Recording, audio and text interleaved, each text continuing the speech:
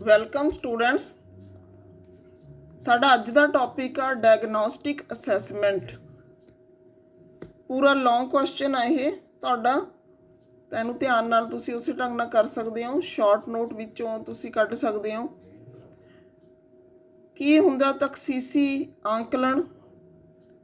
ਜਦੋਂ ਅਸੀਂ ਤਿੰਨ ਤਰ੍ਹਾਂ ਦਾ ਜਿਹੜਾ ਆਂਕਲਨ ਆ ਉਹ ਦੇਖਦੇ ਹਾਂ, formative assessment, summative assessment and diagnostic assessment. ਜਦੋਂ ਫਾਰਮੇਟਿਵ ਅਸੈਸਮੈਂਟ ਦੇ ਵਿੱਚ ਬੱਚਾ ਜਿਹੜਾ ਉਹਦੀਆਂ ਕੁਝ ਕਮੀਆਂ ਰਹਿੰਦੀਆਂ ਨੇ, ਜਾਂ ਅਸੀਂ ਕਹਿੰਦੇ ਹਾਂ ਕਿ ਉਹਦੀ ਪਰਫਾਰਮੈਂਸ ਆ ਉਸ ਢੰਗ ਨਾਲ ਨਹੀਂ ਹੁੰਦੀ ਜਿਹੜੇ ਢੰਗ ਨਾਲ ਜਿਹੜਾ ਅਧਿਆਪਕ ਆ ਉਹ ਕਲਾਸ ਦੇ ਵਿੱਚ ਕਰਵਾਉਂਦਾ ਇਹ ਕੰਮ, ਤਾਂ ਇਹ ਫਾਰਮੇਟਿਵ ਅਸੈਸਮੈਂਟ ਦੇ ਬੇਸ ਦੇ ਉੱਤੇ ਜਦੋਂ ਅਸੀਂ ਬੱਚਿਆਂ ਦੀਆਂ ਜਾਂ ਵਿਦਿਆਰਥੀਆਂ ਦੀਆਂ ਕਮਜ਼ੋਰੀਆਂ ਨੂੰ ਲੱਭਦੇ ਹਾਂ, ਉਹਨਾਂ ਨੂੰ ਦੂਰ ਕਰਨ ਦਾ ਯਤਨ ਕਰਦੇ ਹਾਂ। ਲੱਭਣਾ ਜਿਹੜਾ ਕਮਜ਼ੋਰੀਆਂ ਨੂੰ ਉਹ ਡਾਇਗਨੋਸ ਕਰਨਾ ਹੁੰਦਾ ਹੈ। ਡਾਇਗਨੋਸਟਿਕ, ਜਿਵੇਂ ਡਾਕਟਰ ਬਿਮਾਰੀ ਨੂੰ ਲੱਭਦਾ ਹੈ ਉਸ ਤੋਂ ਬਾਅਦ ਇਲਾਜ ਸ਼ੁਰੂ ਕਰਦਾ ਹੈ, ਇਸੇ ਤਰ੍ਹਾਂ ਇਵੈਲੂਏਸ਼ਨ ਪ੍ਰੋਸੈਸ ਦੇ ਵਿੱਚ ਜਦੋਂ ਅਸੀਂ ਬੱਚੇ ਦੀਆਂ ਕਮਜ਼ੋਰੀਆਂ ਨੂੰ ਫਾਈਂਡ ਆਊਟ ਕਰ ਲੈਂਦੇ ਹਾਂ ਤਾਂ ਉਸ ਨੂੰ ਡਾਇਗਨੋਸਟਿਕ ਅਸੈਸਮੈਂਟ ਕਿਹਾ ਜਾਂਦਾ ਹੈ। ਤਾਂ ਇਹਦੇ ਵਿੱਚ ਅਸੀਂ ਕਹਾਂਗੇ ਕਿ ਇਹ ਅੰਕਲਨ ਆ ਜਿਹੜਾ, ਇਸ ਦਾ ਪ੍ਰਯੋਗ ਕਾਰਜ ਸੰਪਾਦਨ ਵਿੱਚ ਸੁਧਾਰ ਲਿਆਉਣ ਦੇ ਉਦੇਸ਼ ਨਾਲ ਵਿਅਕਤੀ ਦੀ ਸ਼ਕਤੀ ਅਤੇ ਘਾਟ ਨੂੰ ਨਿਰਧਾਰਤ ਕਰਨ ਲਈ ਕੀਤਾ ਜਾਂਦਾ ਹੈ, ਤਾਂ ਕਿ ਉਹਦੀ ਪਰਫਾਰਮੈਂਸ ਆ ਜਿਹੜੀ ਉਹ ਵਧੀਆ ਹੋ ਸਕੇ।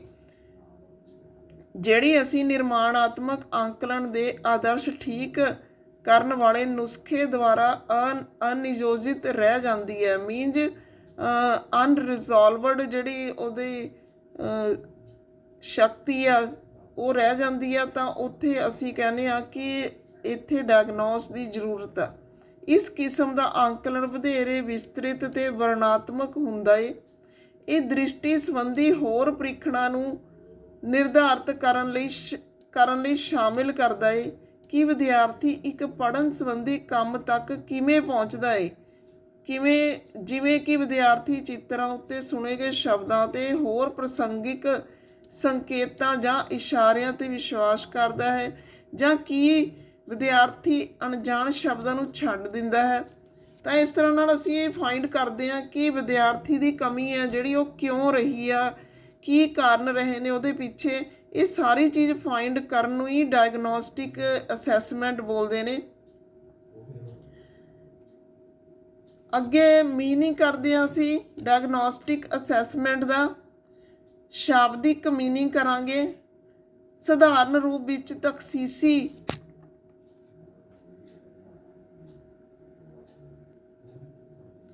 ਅੰਕਲਨ ਕਿਸੇ ਸਮੱਸਿਆ ਨੂੰ ਪਰਿਭਾਸ਼ਿਤ ਕਰਨ ਅਤੇ ਉਸ ਸਮੱਸਿਆ ਦਾ ਹੱਲ ਕੱਢਣ ਲਈ ਜ਼ਰੂਰੀ ਕਦਮ ਚੁੱਕਣ ਦੇ ਆਦੇਸ਼ ਨਾਲ ਅੰਕਲਨ ਦੀ ਪ੍ਰਕਿਰਿਆ ਨਾਲ ਵਿਵਹਾਰ ਕਰਦਾ ਹੈ। ਜਿਹੜੀ ਸਮੇਟਿਵ ਅੰਕਲਨ ਦੀ ਪ੍ਰਕਿਰਿਆ ਹੈ ਉਹਦੇ ਲਈ ਇਹ ਇੱਕ ਸਟੈਪ ਹੁੰਦਾ ਹੈ ਜਿਹੜਾ ਕਿ ਵਿਦਿਆਰਥੀਆਂ ਨੂੰ ਸੁਧਾਰ ਦੇ ਮੌਕੇ ਦਿੰਦਾ ਹੈ। ਤਖਸੀਸੀ ਅੰਕਲਨ ਲਿਖਤੀ ਪੱਤਰ ਬਣਾਉਣ ਦੀ ਪ੍ਰਕਿਰਿਆ ਨੂੰ ਸ਼ਾਮਲ ਕਰਦਾ ਹੈ, ਜੋ ਖੋਜ ਅੰਕਲਨ ਕਰਨ ਵਾਲੇ ਨੂੰ ਇੱਕ ਸਮੱਸਿਆ ਦੀ ਪਰਿਭਾਸ਼ਾ ਦੇਣ ਦੇ ਯੋਗ ਬਣਾ ਦਿੰਦਾ ਹੈ। ਇਹ ਪ੍ਰਕਿਰਿਆ ਪੁੱਛ-ਗਿੱਛ ਸਕੀਮ ਤਕਨੀਕ ਦੀ ਇੱਕ ਕਿਸਮ ਹੈ ਜਿਸ ਨੂੰ ਵਿਅਕਤੀ ਪਹਿਲਾਂ ਸਮੱਸਿਆ, ਉਸ ਦੀ ਡਿਗਰੀ, ਉਸ ਦੇ ਨਤੀਜੇ ਨੂੰ ਪਰਿਭਾਸ਼ਿਤ ਕੀਤੇ ਬਿਨਾਂ ਸਮੱਸਿਆ ਨੂੰ ਨਹੀਂ ਸੁਲਝਾ ਸਕਦਾ। ਤਾਂ ਇੱਥੇ ਅਸੀਂ ਇਹ ਗੱਲ ਕਹਾਂਗੇ ਕਿ ਜਿਹੜਾ ਇਹ ਅੰਕਲਨ ਆ, ਤਖਸੀਸੀ ਅੰਕਲਨ ਆ ਜਿਹੜਾ, ਇਹ ਸੀਕੁਐਂਸ ਵਾਈਜ਼ ਚੱਲਦਾ ਏ। ਸਭ ਤੋਂ ਪਹਿਲਾਂ ਬੇਸ, ਉਸ ਤੋਂ ਬਾਅਦ ਅੱਗੇ ਦੇ ਸਟੈਪ ਹੁੰਦੇ ਨੇ।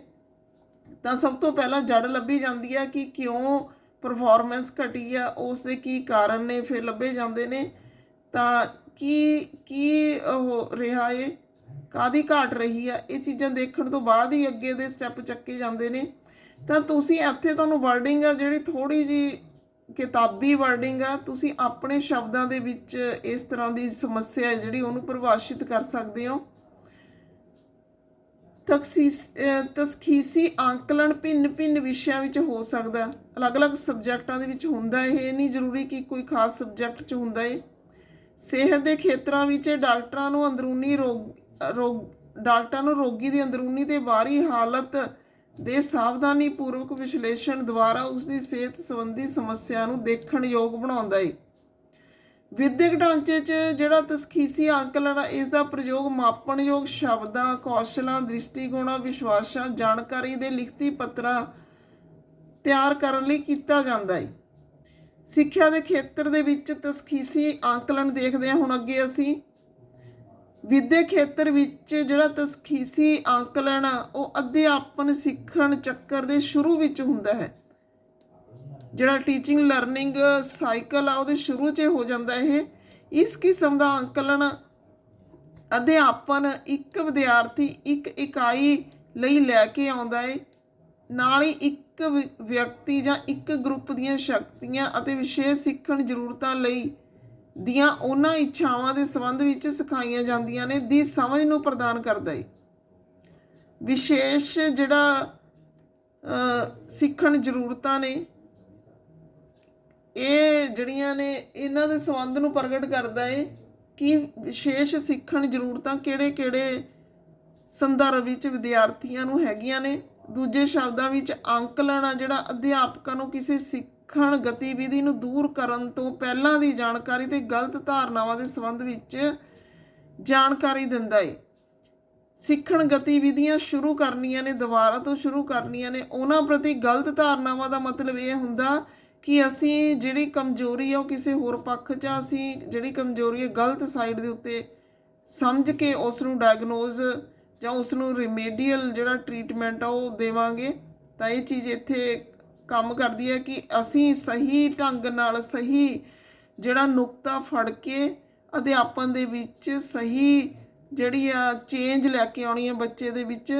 ਤਾਂ ਇੱਥੇ ਕਹਿ ਸਕਦੇ ਹਾਂ ਅਸੀਂ ਕਿ ਵਿਦਿਅਕ ਖੇਤਰ ਵਿੱਚ ਜਿਹੜਾ ਤਸ਼ਖੀਸੀ ਅੰਕਲਨ ਅਧਿਆਪਨ ਦੇ ਸਿੱਖਣ ਦੌਰਾਨ ਉਸ ਤੋਂ ਪਹਿਲਾਂ ਹੇਠਲੀਆਂ ਗੱਲਾਂ ਨੂੰ ਨਿਰਧਾਰਿਤ ਕੀਤਾ ਜਾਣਾ ਚਾਹੀਦਾ ਹੈ ਜਾਂ ਕੀਤਾ ਜਾਂਦਾ ਹੈ, ਜਿਹਦੇ ਵਿੱਚ ਨੰਬਰ 1 ਤੇ ਹੈਗਾ ਵਿਦਿਆਰਥੀ ਕੋਲ ਕਿਹੜੀ ਜਾਣਕਾਰੀ, ਕੌਸ਼ਲ ਤੇ ਯੋਗਤਾਵਾਂ ਤੇ ਰੁਚੀਆਂ ਤੇ ਲੋੜਾਂ ਵਿਦਮਾਨ ਨੇ। ਪਹਿਲਾਂ ਇਹ ਦੇਖਣਾ ਕਿ ਵਿਦਿਆਰਥੀ ਦੇ ਕੋਲ ਹੈ ਕੀ, ਫਿਰ ਵਿਅਕਤੀਗਤ ਅੰਤਰਾਂ ਦਾ ਕ੍ਰਮ ਸ਼੍ਰੇਣੀ, ਫਿਰ ਇਹ ਦੇਖਣਾ ਕਿ ਇਹ ਜਿਹੜੀਆਂ ਬੱਚੇ ਕੋਲ ਜੋ ਜਿਹੜੇ ਵੀ ਜੋ ਯੋਗਤਾਵਾਂ ਹੈਗੀਆਂ ਨੇ, ਜੋ ਰੁਚੀਆਂ ਹੈਗੀਆਂ ਨੇ, ਜੋ ਕੌਸ਼ਲ ਹੈਗੇ ਨੇ, ਉਹਦੇ ਵਿੱਚ ਵਿਅਕਤੀਗਤ ਅੰਤਰ ਨੇ ਜਿਹੜੇ ਉਹ ਕਿਵੇਂ ਨੇ। ਵਿਅਕਤੀ ਵਿਸ਼ੇਸ਼ ਜਾਂ ਵਿਦਿਆਰਥੀਆਂ ਦੇ ਸਮੂਹ ਦੀ ਜ਼ਰੂਰਤ ਨੂੰ ਪੂਰਾ ਕਰਨ ਲਈ ਕਿਹੜੇ ਪ੍ਰੋਗਰਾਮ ਤੇ ਪਰਿਵਰਤਨ ਸ਼ਾਮਲ ਨੇ। ਜੇ ਹੁਣ ਇਹ ਅੰਤਰ ਨੇ ਜਿਹੜੇ ਅਸੀਂ ਕਹਿੰਦੇ ਹਾਂ ਕਿ ਜੋ ਵਿਅਕਤੀ ਸਲੋ ਲਰਨਰ ਆ ਉਹਦੇ ਕੋਲ ਪਰ ਬਹੁਤ ਸਾਰੇ ਕੌਸ਼ਲ ਹੈਗੇ ਨੇ, ਤਾਂ ਉਸ ਨੂੰ ਉਸ ਢੰਗ ਨਾਲ ਇੱਕ ਪਾਰਟੀਕੂਲਰ ਵਿਦਿਆਰਥੀ ਨੂੰ ਜਾਂ ਉਸ ਦੇ ਗਰੁੱਪ ਨੂੰ ਉਸ ਢੰਗ ਨਾਲ ਡੀਲ ਕੀਤਾ ਜਾਂਦਾ ਹੈ ਕਿ ਉਹਨਾਂ ਲਈ ਉਸ ਤਰ੍ਹਾਂ ਦੇ ਪ੍ਰੋਗਰਾਮ ਨੇ ਜਿਹੜੇ ਮਿੱਥੇ ਜਾਂਦੇ ਨੇ। ਫਿਰ tools and test for diagnostic assessment, ਕਿਹੜੇ ਢੰਗ ਤਰੀਕੇ ਨੇ, ਕਿਹੜੇ ਟੂਲਸ ਅਪਣਾਏ ਜਾਂਦੇ ਨੇ, ਇਹਦੇ ਵਿੱਚ ਕਿਹੜੇ ਪ੍ਰੀਖਣਾਂ ਦਾ ਪ੍ਰਯੋਗ ਕੀਤਾ ਜਾਂਦਾ ਹੈ। ਸਟੈਂਡਰਡਾਈਜ਼ ਤੇ ਜਿਹੜੇ ਟੀਚਰ ਮੇਡ ਟੂਲਸ ਨੇ ਉਹ ਬਣਦੇ ਨੇ। ਇਸ ਕਿਸਮ ਦੇ ਪ੍ਰੀਖਣਾਂ ਦਾ ਪ੍ਰਯੋਗ ਅਕਸਰ ਇਹ ਨਿਰਧਾਰਿਤ ਕਰਨ ਲਈ ਕੀਤਾ ਜਾਂਦਾ ਕਿ ਅਨੁਦੇਸ਼ਨ ਲਈ ਨਿਰਧਾਰਿਤ ਵਿਕਲਪ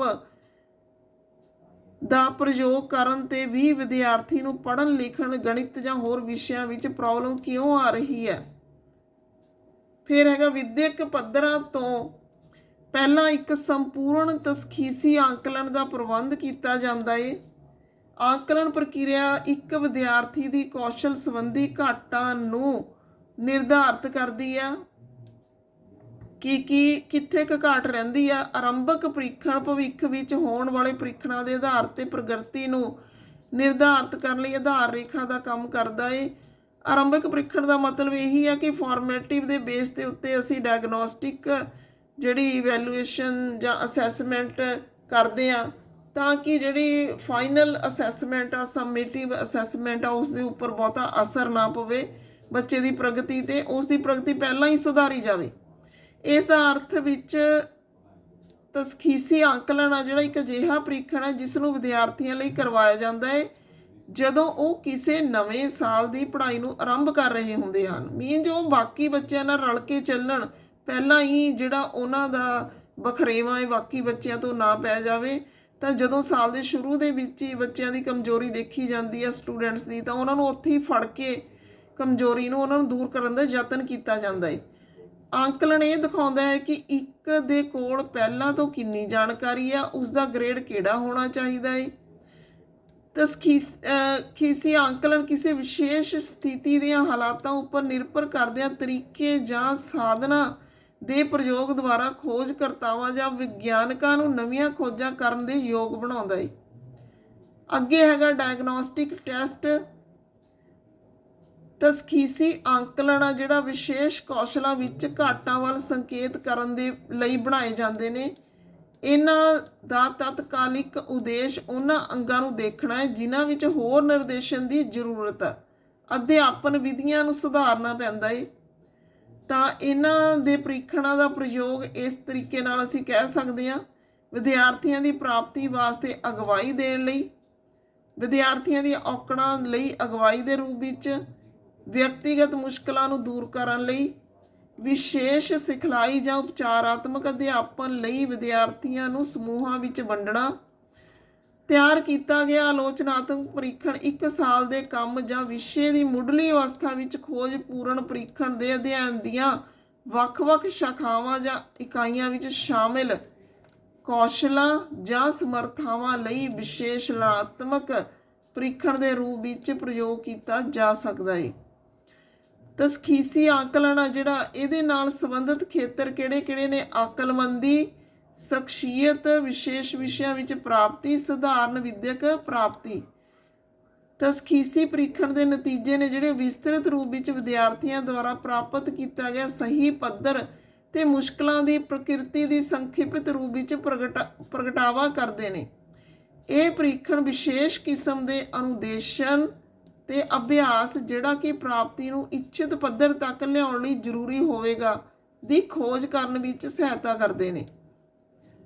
ਅੱਗੇ ਹੈਗਾ ਤਸਖੀਸੀ ਅੰਕਲਨ ਦੇ ਮੁੱਖ ਤੱਤ ਜਾਂ ਵਿਸ਼ੇਸ਼ਤਾਵਾਂ ਕੀ ਨੇ?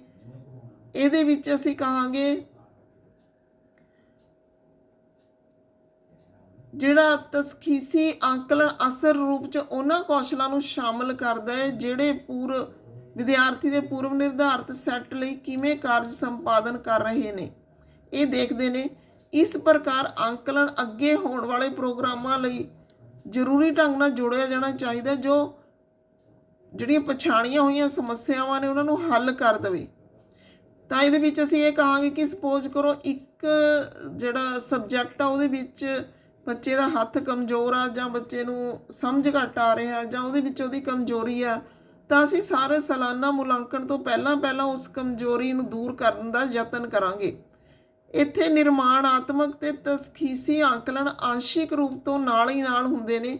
ਨਾਲ ਹੀ ਨਾਲ ਦਾ ਮਤਲਬ ਇਹ ਆ ਕਿ ਉਸੇ ਢੰਗ ਨਾਲ ਅਸੀਂ ਜਿਹੜਾ ਜਿਵੇਂ ਕਹਿੰਦੇ ਨੇ ਪ੍ਰੀ ਬੋਰਡ ਲੈਣਾ ਹੈ ਜਾਂ ਇਸੇ ਤਰ੍ਹਾਂ ਪ੍ਰੀ ਪ੍ਰੈਪਰੇਸ਼ਨ ਕਰਵਾ ਦਿੰਦੇ ਆ ਬੱਚੇ ਦੀ ਫਾਈਨਲ ਐਗਜ਼ਾਮ ਲਈ।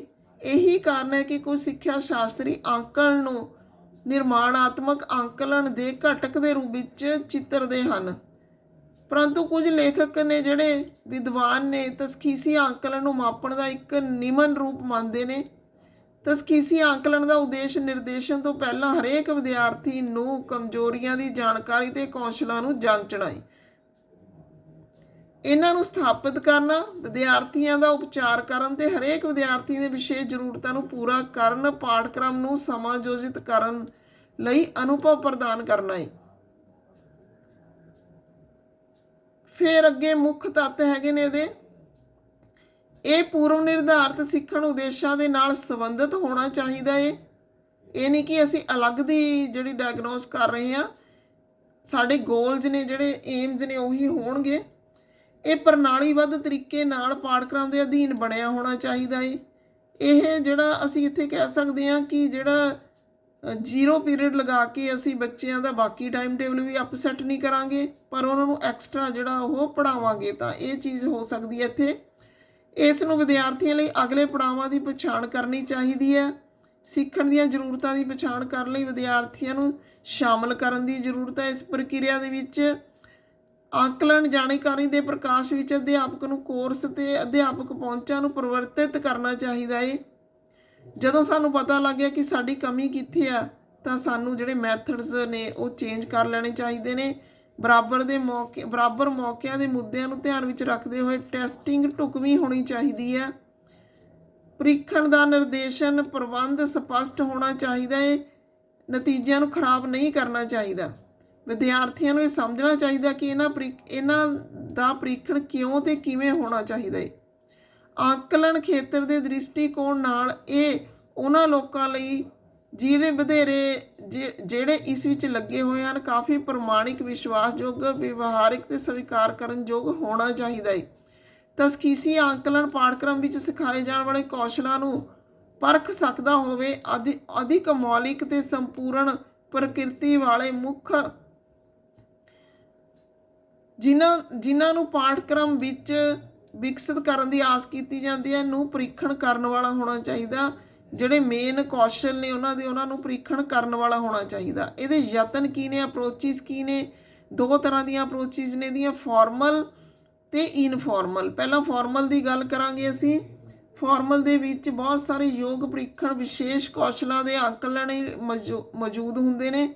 ਅਜਿਹੇ ਪ੍ਰੀਖਣਾਂ ਦਾ ਪ੍ਰਯੋਗ ਵਿਦਿਆਰਥੀਆਂ ਦੇ ਕੌਸ਼ਲਾਂ ਦੇ ਪੱਧਰਾਂ ਵਾਸਤੇ ਮਿਆਰੀ ਜਿਹੜੇ ਅੰਕੜੇ ਨੇ ਉਹ ਪ੍ਰਦਾਨ ਕਰਨ ਲਈ ਕੀਤਾ ਜਾਂਦਾ ਹੈ। ਰਸਮੀ ਆਕਲਣ ਆ ਜਿਹੜਾ ਉਹ ਸਕੂਲ, ਵਿਭਾਗ ਜਾਂ ਜਮਾਤ ਦੇ ਕਮਰੇ ਅੰਦਰ ਹੁੰਦਾ ਹੈ। ਇੱਕ ਸਿੱਖਿਆ ਅਧਿਕਾਰੀ ਦੇ ਅਧੀਨ ਹੁੰਦਾ ਹੈ, ਕੌਮੀ ਆਧਾਰ ਤੇ ਹੁੰਦਾ ਹੈ। ਤਾਂ ਇਹ ਰਸਮਾਂ ਦੇ ਵਿੱਚ ਬੰਨਿਆ ਹੋਇਆ ਆਕਲਣ ਹੁੰਦਾ ਹੈ। ਫਾਰਮੈਲਿਟੀਜ਼ ਦੇ ਅੰਡਰ ਰਸਮੀ ਪਹੁੰਚ ਆਨਲਾਈਨ ਦੂਰ ਦਰਾਡੇ ਸਿੱਖਣ ਅਨੁਸਾਰ ਵਿਕਸਿਤ ਹੋ ਰਹੇ ਹਨ। ਤਾਂ ਡਿਸਟੈਂਸ ਲਰਨਿੰਗ ਦੇ ਵਿੱਚ ਵੀ ਜਿਹੜੀ ਡਾਇਗਨੋਸਟਿਕ ਅਸੈਸਮੈਂਟ ਆ ਉਹ ਪਹੁੰਚ ਰਹੀ ਆ। ਫਿਰ ਗੈਰ ਰਸਮੀ ਪਹੁੰਚਾਂ ਨੇ ਜਿਹੜੀਆਂ ਇਨਫਾਰਮਲ ਅਪਰੋਚਿਸ ਨੇ। ਇਹਦੇ ਵਿੱਚ ਆਕਲਣ ਪਾਠਕ੍ਰਮ ਸੰਬੰਧੀ ਸੰਖੇਪ ਸਿੱਖਣ ਦੇ ਉਦੇਸ਼ਾਂ ਨਾਲ ਪੱਕੇ ਰੂਪ ਨਾਲ ਸੰਬੰਧਿਤ ਹੋਣਾ ਚਾਹੀਦਾ ਹੈ। ਇਹ ਪ੍ਰਣਾਲੀਬੱਧ ਹੋਣਾ ਚਾਹੀਦਾ ਹੈ। ਗੈਰ ਰਸਮੀ ਤਸਖੀਸੀ ਆਕਲਣ ਆ ਉਹ ਜਮਾਤ ਦੇ ਕਮਰੇ ਵਿੱਚ ਵੱਖ-ਵੱਖ ਤਰੀਕਿਆਂ ਨਾਲ ਹੋ ਸਕਦਾ ਹੈ। ਚੱਲ ਰਹੇ ਕੋਰਸ ਦੇ ਕੰਮ ਦਾ ਨਜ਼ਦੀਕੀ ਤੋਂ ਪ੍ਰੀਖਣ ਕੀਤਾ ਜਾ ਸਕਦਾ ਹੈ। ਮੁੱਖ ਕੌਸ਼ਲਾਂ ਦਾ ਆਕਲਨ ਕਰਨ ਦੇ ਵਿਚਾਰ ਨਾਲ ਵਿਸ਼ੇਸ਼ ਕਾਰਜਭਾਰ ਸੈੱਟ ਕੀਤਾ ਜਾ ਸਕਦਾ। ਜਿਵੇਂ 0 ਪੀਰੀਅਡ ਦੀ ਗੱਲ ਕੀਤੀ ਸੀਗੀ ਮੈਂ, ਉਹ ਚੀਜ਼ ਹੈ ਇੱਥੇ। ਵਿਸ਼ੇਸ਼ ਉਦੇਸ਼ਾਂ ਲਈ ਵਿਦਿਆਰਥੀ ਨੂੰ ਮੌਕੇ ਅਨੁਸਾਰ ਪ੍ਰੀਖਣ ਮੱਦਾਂ ਦਿੱਤੀਆਂ ਜਾ ਸਕਦੀਆਂ ਨੇ। ਇੱਕ ਇਕੱਲੇ ਵਿਦਿਆਰਥੀ, ਇੱਕ ਸਮੂਹ ਜਾਂ ਪੂਰੀ ਜਮਾਤ ਦਾ ਆਕਲਨ ਕੀਤਾ ਜਾ ਸਕਦਾ ਹੈ। ਇਸ ਪ੍ਰਕਾਰ ਜਿਹੜਾ ਆਕਲਨ ਪ੍ਰਸ਼ਨ ਪੁੱਛਣ ਦੇ ਵੱਖ-ਵੱਖ ਤਰੀਕਿਆਂ ਦੀ ਸੰਭਾਵਨਾ, ਜਿਵੇਂ ਇੱਕ ਜਾਂ ਇੱਕ ਤੋਂ ਵੱਧ ਜਵਾਨੀ ਮੌਖਿਕ ਪ੍ਰਸ਼ਨ ਪੁੱਛਣਾ, ਲਚਕਸ਼ੀਲਤਾ ਲਈ ਮੌਕੇ ਪ੍ਰਦਾਨ ਕਰਦਾ ਹੈ। ਉਦਾਹਰਨ ਦੇ ਤੌਰ ਤੇ ਅਸੀਂ ਕਹਾਂਗੇ ਕੁਝ ਸਮੱਸਿਆਵਾਂ ਨੂੰ ਛੱਡ ਸਕਦਾ ਹੈ। ਅਧਿਆਪਕਾਂ ਅੰਦਰ ਅਨੁਰੂਪਤਾ ਦੀ ਘਾਟ ਲਈ ਵਧੇਰੇ ਜਵਾਬਦੇਹ ਹੋ ਸਕਦਾ ਹੈ। ਗੈਰ ਰਸਮੀ ਤਸਖੀਸੀ ਆਕਲਨ ਆ ਜਿਹੜਾ ਉਹਨਾਂ ਸਮੱਸਿਆ ਦੀ ਪਛਾਣ ਕਰਦਾ ਹੈ ਜਿਹੜੇ ਵਧੇਰੇ ਰਸਮੀ ਤੇ ਮਿਆਰ ਦੇ ਮੁਲਾਂਕਣ ਵਿੱਚ ਨਹੀਂ ਆਉਂਦੇ। ਕੁਝ ਸਕੂਲਾਂ ਨੇ ਜਮਾਤ ਦੇ ਕਮਰੇ ਵਿੱਚ ਟੈਸਟਿੰਗ ਕਾਰਨਰ, ਪ੍ਰੀਖਣ ਫੋਲਡਰਾਂ ਦਾ ਪ੍ਰਯੋਗ ਕਰਕੇ ਅਜਿਹੇ ਆਕਲਣ ਲਈ ਕੰਮ ਸ਼ੁਰੂ ਕਰ ਦਿੱਤਾ ਹੈ। ਇਹਦਾ ਮਤਲਬ ਇਹ ਨਿਕਲਦਾ ਹੈ ਕਿ ਸਾਈਡ ਬਾਏ ਸਾਈਡ ਜਿਹੜਾ ਡਾਇਗਨੋਸਟਿਕ ਅਸੈਸਮੈਂਟ ਆ ਉਹ ਚੱਲਦਾ ਰਹਿੰਦਾ ਹੈ। ਇਹਦਾ ਮੇਨ ਸਟਰੀਮ ਦੇ ਵਿੱਚ ਕੋਈ ਅਸਰ ਨਹੀਂ ਪੈਂਦਾ। ਇਹ ਨਹੀਂ ਹੈਗਾ ਕਿ ਅਸੀਂ ਬਾਕੀ ਬੱਚਿਆਂ ਦਾ ਕੰਮ ਰੋਕ ਕੇ ਜਿਹੜਾ ਇਹ ਮੁਲਾਂਕਣ ਆ ਜਾਂ ਆਕਲਣ ਆ ਉਹ ਕਰਨ ਲੱਗ ਜਾਵਾਂਗੇ, ਕਿਉਂਕਿ ਇਹ ਘੱਟ ਸੰਬੰਧਿਤ ਵਿਦਿਆਰਥੀਆਂ ਨਾਲ ਲਿੰਕਡ ਆ। ਤਾਂ ਇਸ ਲਈ ਥੋੜ੍ਹੇ ਜਿਹੇ ਗਰੁੱਪ ਜਾਂ 1 ਜਾਂ 2 ਜਾਂ 4 ਗਿਣਤੀ ਦੇ ਵਿਦਿਆਰਥੀ ਨੇ ਜਿਹੜੇ ਉਹਨਾਂ ਲਈ ਇਹ ਪ੍ਰੋਸੈਸ ਚਲਾਇਆ ਜਾਂਦਾ ਹੈ। ਤਾਂ ਇਹ ਸਾਈਡ ਬਾਏ ਸਾਈਡ ਸਕੂਲ ਦੇ ਟਾਈਮ ਟੇਬਲ ਮੁਤਾਬਕ ਹੀ ਚੱਲਦਾ ਹੈ। ਇਹਦੇ ਲਾਭ ਕੀ ਨੇ ਹੁਣ ਅਸੀਂ ਇਹ ਦੇਖਦੇ ਹਾਂ। ਪ੍ਰਭਾਵਪੂਰਨ ਤਸਖੀਸੀ ਆਕਲਣ ਆ ਜਿਹੜਾ ਸਿੱਖਣ ਅਧਿਆਪਨ ਵਿੱਚ ਸੁਧਾਰ ਲਿਆਉਂਦਾ ਹੈ। ਇਹ ਇੱਕ ਸਿੱਖਣ ਗਤੀਵਿਧੀ ਨੂੰ ਸ਼ੁਰੂ ਕਰਨ ਤੋਂ ਪਹਿਲਾਂ ਵਿਦਿਆਰਥੀਆਂ ਦੀ ਪੂਰੀ ਜਾਣਕਾਰੀ ਅਧਿਆਪਕ ਨੂੰ ਦਿੰਦਾ ਹੈ। ਸਿੱਖਣ ਗਤੀਵਿਧੀ ਸ਼ੁਰੂ ਕਰਨ ਦਾ ਮਤਲਬ ਇਹ ਆ ਕਿ ਜਦੋਂ ਅਸੀਂ ਮੇਨ ਸਬਜੈਕਟ ਮੈਟਰ ਸ਼ੁਰੂ ਕਰਦੇ ਹਾਂ, ਸਪੋਜ਼ ਕਰੋ 6ਵੀਂ ਕਲਾਸ ਦਾ ਹੈ, ਤਾਂ 5ਵੀਂ ਕਲਾਸ ਦੇ ਵਿੱਚ ਬੱਚੇ ਦਾ ਬੇਸ ਕਿਹਾ ਜਾ ਸੀ ਇਹ ਦੇਖਣ ਲਈ ਅਸੀਂ ਤਸਖੀਸੀ ਆਕਲਣ ਕਰਦੇ ਹਾਂ। ਤਸਖੀਸੀ ਆਕਲਣ ਇਹ ਸਮਝਣ ਲਈ ਕਿ ਆਹ ਰੇਖਾ ਵੀ ਪ੍ਰਦਾਨ ਕਰਦਾ ਹੈ ਸਿੱਖਣ ਗਤੀਵਿਧੀ ਖਤਮ ਹੋ ਜਾਣ ਪਿੱਛੋਂ ਕਿੰਨਾ ਕੁ ਸਿੱਖਿਆ ਹੈ ਬੱਚੇ ਨੇ। ਜੇ ਅਧਿਆਪਕ ਸਿੱਖਣ ਤੋਂ ਪਹਿਲਾਂ ਉਸ ਦੇ ਦੌਰਾਨ ਕਰਵਾਇਆ ਜਾਂਦਾ ਹੈ ਤਾਂ ਇਹ ਹੇਠ ਲਿਖੀਆਂ ਗੱਲਾਂ ਦਾ ਧਿਆਨ ਰੱਖਿਆ ਜਾਂਦਾ। ਇਹਦੇ ਵਿੱਚ ਵਿਦਿਆਰਥੀਆਂ ਦੀ ਵਰਤਮਾਨ ਜਾਣਕਾਰੀ, ਕੌਸ਼ਲਾਂ, ਦ੍ਰਿਸ਼ਟੀਕੋਣਾਂ ਤੇ ਰੁਚੀਆਂ ਨੂੰ, ਜ਼ਰੂਰਤਾਂ ਨੂੰ ਧਿਆਨ 'ਚ ਰੱਖਿਆ ਜਾਂਦਾ ਹੈ। ਵਿਦਿਆਰਥੀ ਅੰਦਰ ਹੋਣ ਵਾਲੇ ਵਿਅਕਤੀਗਤ ਵਾਂਤਰਾਂ ਦੀ ਰੇਂਜ ਨੂੰ ਧਿਆਨ 'ਚ ਰੱਖਿਆ ਜਾਂਦਾ ਹੈ। ਵਿਦਿਆਰਥੀਆਂ ਦੇ ਲੋੜਾਂ ਦੀ ਪੂਰਤੀ ਕਰਨ ਲਈ ਲੋੜੀਂਦੇ ਪ੍ਰੋਗਰਾਮ ਤੇ ਪਰਿਵਰਤਨ ਕੀਤੇ ਜਾ ਸਕਦੇ ਨੇ। ਇਹ ਮੁੱਢਲੇ ਬਿੰਦੂ ਉੱਤੇ ਸਿੱਖਣ ਵਾਲੇ ਦੀ ਸਿੱਖਣ ਅਵਸਥਾ ਦੀ ਝਲਕ ਪ੍ਰਾਪਤ ਕਰਨ ਲਈ ਸਭ ਤੋਂ ਵਧੀਆ ਤਰੀਕੇ ਨਾਲ ਪ੍ਰਯੋਗ ਵਿੱਚ ਲਿਆਂਦਾ ਜਾਂਦਾ ਹੈ।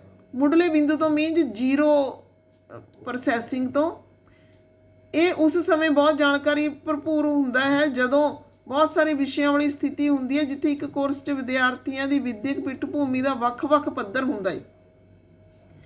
ਇਹਨਾਂ ਦਾ ਪ੍ਰਯੋਗ ਕੌਸ਼ਲ ਅੰਕਲਨ ਤੇ ਵਸਤੂਨਿਸ਼ਠਤਾ ਪ੍ਰੀਖਣਾਂ ਵਿੱਚ ਕੀਤਾ ਜਾ ਸਕਦਾ ਹੈ। ਉਹ ਅੰਕਲਨ ਕੀਤੇ ਗਏ ਸਿੱਖਿਆਰਥੀਆਂ ਦੀਆਂ ਵਿਸ਼ੇਸ਼ ਯੋਗਤਾਵਾਂ ਤੇ ਮਿਆਰ ਦੀ ਵਿਆਖਿਆ ਵੀ ਕਰਦੇ ਨੇ। ਮੀਨਜ਼ ਇਹਦਾ ਰਿਜ਼ਲਟ ਵੀ ਹੁੰਦਾ ਹੈ ਕਿ ਕਿਸ ਤਰ੍ਹਾਂ ਦਾ ਜਿਹੜਾ ਬੱਚਾ ਹੈ ਉਸ ਨੇ ਪ੍ਰੋਗਰੈਸ ਕੀਤੀ ਆ। ਸੰਪੂਰਨ ਰੂਪ ਵਿੱਚ ਤਸਖੀਸੀ ਆਂਕਲਨ ਦਾ ਪ੍ਰਯੋਗ ਸਿੱਖਿਆਰਥੀ ਦੇ ਕਿਸੇ ਮੋਡਿਊਲ ਜਾਂ ਜਾਣਕਾਰੀ ਸਮਝ ਕੌਸ਼ਲਾਂ ਸ਼ਕਤੀ ਤੇ ਸਮਰੱਥਾ ਸੰਬੰਧੀ ਅੰਤਰ ਤੇ ਹੋਰ ਸੰਭਾਵਿਤ ਸਮੱਸਿਆਵਾਂ ਨੂੰ ਸਿੱਖਿਆਰਥੀ ਤੇ ਅਧਿਆਪਕ ਲਈ ਪਛਾਣਦਾ ਹੈ। ਵਿਸ਼ੇਸ਼ ਸ਼ਕਤੀਆਂ ਪੂਰਵ ਸਿੱਖਣ ਦੇ ਨਤੀਜੇ ਰਸਮੀ ਸਮਝ ਦੇ ਵਿਸ਼ੇ ਵਿੱਚ ਲੈ ਜਾਂਦੀਆਂ ਹਨ। ਅਸਲ ਵਿੱਚ ਜਿਹੜਾ ਤਸਖੀਸੀ ਅੰਕਲਨ ਆ ਇਹਦੇ ਵਿੱਚ ਲਾਗੂ ਕੀਤੇ ਗਏ ਪ੍ਰੋਗਰਾਮਾਂ ਦੇ ਨਾਲ ਵਿਦਿਆਰਥੀਆਂ ਦੀ ਵਿਦਿਅਕ ਪਿੱਠ ਭੂਮੀ ਵੀ ਪ੍ਰਭਾਵਪੂਰਨਤਾ ਰੂਪ ਨਾਲ ਮਾਪੀ ਜਾ ਸਕਦੀ ਹੈ। ਉਹਨਾਂ ਦੀ ਬੈਕਗਰਾਉਂਡ ਦੇਖੀ ਜਾ ਸਕਦੀ ਹੈ, ਪ੍ਰੀਵੀਅਸ ਨੌਲੇਜ ਟੈਸਟ ਕੀਤੀ ਜਾ ਸਕਦੀ ਹੈ। ਇਸ ਤਰ੍ਹਾਂ ਦਾ ਮਾਪਣਾ ਜਿਹੜਾ ਉਹ ਸਕੂਲ ਅਧਿਕਾਰੀਆਂ ਨੂੰ ਭਵਿੱਖ ਵਿੱਚ ਹੋਣ ਵਾਲੇ ਕੋਰਸਾਂ ਲਈ ਮਾਰਗਦਰਸ਼ਨ ਪੇਸ਼ ਕਰਦਾ ਹੈ। ਵੇਜ਼ ਯੂਜ਼ਿੰਗ ਡਾਇਗਨੋਸਟਿਕ ਇਵੈਲੂਏਸ਼ਨ, ਕਿਹੜੇ ਢੰਗਾਂ ਨਾਲ ਇਹਨੂੰ ਲਿਆਂਦਾ ਜਾਂਦਾ ਹੈ। ਪਾਰੰਪਰਿਕ ਰੂਪ ਤੋਂ ਹੀ ਪੂਰਵ ਸਕੂਲ ਅਵਸਥਾਵਾਂ ਮੁੱਢਲੇ ਟੈਸਟਿੰਗ ਉੱਤੇ ਜ਼ੋਰ ਦਿੱਤਾ ਜਾਂਦਾ ਹੈ। ਭਵਿੱਖ ਦੇ ਅੰਕਲਨ ਲਈ ਆਧਾਰ ਰੇਖਾ ਪ੍ਰਦਾਨ ਕਰਦਾ ਹੈ। ਇਹ ਸਕੂਲ ਜਾਂ ਸਿੱਖਿਆਰਥੀਆਂ ਦੁਆਰਾ ਪ੍ਰਗਤੀ ਦੇ ਰਾਹ ਦਾ ਪਤਾ ਲਗਾਉਣ ਲਈ ਪਾਠਕ੍ਰਮ ਦਾ ਅੰਕਲਨ ਕਰਨ ਲਈ ਮੁੱਲ ਯੁਕਤ ਤੱਤਾਂ ਦਾ ਮਾਪਣ ਕਰਨ ਲਈ ਵਰਤੋਂ ਵਿੱਚ ਲਿਆਂਦਾ ਜਾ ਸਕਦਾ ਹੈ। ਇਸ ਨੂੰ ਹੇਠਲੀਏ ਲਾਭਾਂ ਲਈ ਵੀ ਪ੍ਰਬੰਧਨ ਕੀਤਾ ਜਾ ਸਕਦਾ ਹੈ। ਸਕੂਲ ਵਿੱਚ ਮਾਲਕੀ ਦੀ ਭਾਵਨਾ ਨੂੰ ਮਹਿਸੂਸ ਕਰਨ ਦਾ ਸੁਭਾਵਿਕ ਢੰਗ ਆ। ਸੰਬੰਧਤਾ ਦੀ ਵਧੀ ਹੋਈ ਭਾਵਨਾ ਪ੍ਰਗਟ ਹੁੰਦੀ ਆ। ਸੇਵਾਵਾਂ ਦੇ ਸੰਗਠਨ ਦੇ ਹਿਸਾਬ ਤੋਂ ਸੌਖਾ ਹੁੰਦਾ ਹੈ। ਇਸ ਨੂੰ ਹੇਠਲੀਏ ਲਾਭਾਂ ਦੇ ਕੇਂਦਰੀ ਰੂਪ ਵਿੱਚ ਪ੍ਰਤੀਬੰਧਿਤ ਕੀਤਾ ਜਾ ਸਕਦਾ ਹੈ। ਇੱਕ ਰੂਪਤਾ ਵਧੀ ਹੋਈ ਹੁੰਦੀ ਹੈ। ਚੰਗੇ ਪੱਧਰ ਦਾ ਪੱਧਰ ਹੁੰਦਾ ਹੈ। ਸੰਪੂਰਨ ਸੰਸਥਾ ਦੇ ਵਿਸ਼ੇ ਵਿੱਚ ਜਾਣਕਾਰੀ ਪ੍ਰਾਪਤ ਕਰਨ ਦਾ ਮੌਕਾ ਮਿਲਦਾ ਹੈ। ਅੱਗੇ ਪੁਆਇੰਟ ਹੈਗਾ ਪ੍ਰੀਖਣ ਦੇ ਅੰਕੜਿਆਂ ਦਾ ਪ੍ਰਯੋਗ ਆ ਜਿਹੜਾ ਵਿਦਿਆਰਥੀਆਂ ਨੂੰ ਚਿੰਨ੍ਹਤ ਨਿਸ਼ਾਨਦੇਹੀ ਕਰਨ ਲਈ ਕੀਤਾ ਜਾਂਦਾ ਹੈ। ਲੈਬਲਿੰਗ ਹੋ ਜਾਂਦੀ ਹੈ ਬੱਚਿਆਂ ਦੀ, ਕਿਹੜੇ average, below average, above average. ਪ੍ਰੀਖਣ ਦੇ ਅੰਕੜਿਆਂ ਦਾ ਪ੍ਰਯੋਗ ਵਧੇਰੇ ਕਰਕੇ ਭਾਵਨਾਤਮਕ ਢੰਗ ਨਾਲ ਵਿਦਿਆਰਥੀਆਂ ਦੀ ਪਾਠਕ੍ਰਮ ਅੰਕਲਨ ਢਾਂਚੇ ਦੇ ਅਧੀਨ ਮੰਤਵਾਂ ਦੀ ਪਛਾਣ ਕਰਨ ਲਈ ਹੋਣਾ ਚਾਹੀਦਾ ਹੈ। ਜਦੋਂ ਇੱਕ ਅਧਿਆਪਕ ਪ੍ਰੀਖਣ ਦੇ ਅੰਕੜਿਆਂ ਨੂੰ ਧਿਆਨ ਵਿੱਚ ਰੱਖਦਾ ਹੈ ਤੇ ਵਧੀਆ ਤਰੀਕਿਆਂ ਨਾਲ ਆਪਣੇ ਅਧਿਆਪਨ ਨੂੰ ਸੁਧਾਰ ਲੈਂਦਾ ਤਾਂ ਨਿਸ਼ਚਿਤ ਸਮੱਸਿਆ ਵਿਧੀ ਦੁਆਰਾ ਪ੍ਰਗਤੀ ਦੇ ਰਾਹ ਤੇ ਚੱਲਣ ਲੱਗ ਪੈਂਦਾ ਹੈ। ਤਾਂ ਇਹ ਜਿਹੜਾ ਇਹ 1 ਸਾਲ ਦੇ ਵਿੱਚ ਵਿਦਿਆਰਥੀਆਂ ਦੇ ਹੁੰਦਾ, ਇਹ ਨਹੀਂ ਕਿ ਅਸੀਂ ਕਈ ਸਾਲ ਲਗਾ ਦਾਂਗੇ ਪ੍ਰਗਤੀ ਜਾਂਚਣ ਲਈ, ਤਾਂ ਉਸੇ ਸਾਲ ਦੇ ਵਿੱਚ ਜਿਹੜਾ ਹੋ ਜਾਂਦਾ ਹੈ। ਆਂਕਲਨ ਦਾ ਇੱਕ ਸਾਧਨ ਹੈ ਜੋ ਮਾਪਦਾ ਹੈ ਕਿ ਵਿਦਿਆਰਥੀ ਸਿੱਖਣ ਨਤੀਜਿਆਂ ਨੂੰ ਕਿੰਨੇ ਚੰਗੇ ਢੰਗ ਨਾਲ ਪ੍ਰਾਪਤ ਕਰ ਰਹੇ ਨੇ। ਇਹ ਸਿੱਖਣ ਵਿੱਚ 3 ਘਟਕਾਂ ਵਿਸ਼ਾ ਵਸਤੂ ਪ੍ਰਕਿਰਿਆ ਤੇ ਉਤਪਾਦਨ ਵਿੱਚ ਮਿਲਦਾ ਹੈ। ਤਾਂ ਇਹਦੇ ਵਿੱਚ ਅੱਗੇ ਇਸ ਤਰ੍ਹਾਂ ਨਾਲ ਤੁਸੀਂ ਸਾਰਾ ਲਿਖ ਸਕਦੇ ਹੋ। ਤਾਂ ਇਹ ਅੰਕਲਨ ਆ ਜਿਹੜਾ ਬਹੁਤ ਹੀ ਮਹੱਤਵਪੂਰਨ ਆ, ਪਰ ਕੁਝ ਖਾਸ ਗੱਲਾਂ ਦਾ ਇਹਦੇ ਵਿੱਚ ਧਿਆਨ ਰੱਖਣਾ ਚਾਹੀਦਾ ਹੈ। ਅਸੀਂ ਕਹਿੰਦੇ ਇਸ ਨਾਲ ਬੇਸ ਆ ਜਿਹੜਾ ਮਜ਼ਬੂਤ ਬਣਦਾ ਹੈ। ਅਧਿਆਪਕ ਨੂੰ ਇਸ ਗੱਲ ਦਾ ਧਿਆਨ ਰੱਖਣਾ ਚਾਹੀਦਾ ਕਿ ਵਿਦਿਆਰਥੀਆਂ ਨੂੰ ਉਪਚਾਰ ਤੇ ਵਧਣ ਫੁੱਲਣ ਦੇ ਮੌਕੇ ਦਿੱਤੇ ਬਿਨਾਂ ਇਕਾਈ ਦੇ ਅੰਤ ਤੱਕ ਸਾਰਾਤਮਕ ਅੰਕਲਨ ਦਾ ਪ੍ਰਯੋਗ ਨਹੀਂ ਕੀਤਾ ਜਾਣਾ ਚਾਹੀਦਾ। ਮਤਲਬ ਵਿਦਿਆਰਥੀਆਂ ਵਿੱਚ ਸੁਧਾਰ ਕੀਤੇ ਬਿਨਾਂ ਫਾਈਨਲ ਐਗਜ਼ਾਮੀਨੇਸ਼ਨ ਆ ਜਿਹੜੀ ਉਹ ਨਹੀਂ ਲੈਣੀ ਚਾਹੀਦੀ। ਤਾਂ ਇਹ ਜਿਹੜਾ ਇਵੈਲੂਏਸ਼ਨ ਸਿਸਟਮ ਆ ਇਹ ਬਹੁਤ ਹੀ ਜ਼ਿਆਦਾ ਉਪਯੋਗੀ ਆ। ਜੇ ਪ੍ਰੀਖਿਆ ਪ੍ਰਣਾਲੀ ਦੇ ਵਿੱਚ ਸਾਰੇ ਕਿਤੇ ਲਾਗੂ ਹੁੰਦਾ ਹੈ ਤਾਂ ਵਿਦਿਆਰਥੀਆਂ ਦੇ ਵਿੱਚ ਲੋੜੀਂਦੇ ਸੁਧਾਰ ਨੇ ਜਿਹੜੀ ਕੁਆਲਿਟੀ ਐਜੂਕੇਸ਼ਨ ਦੀ ਆ ਉਹ ਇੰਪਰੂਵ ਹੁੰਦੀ ਆ।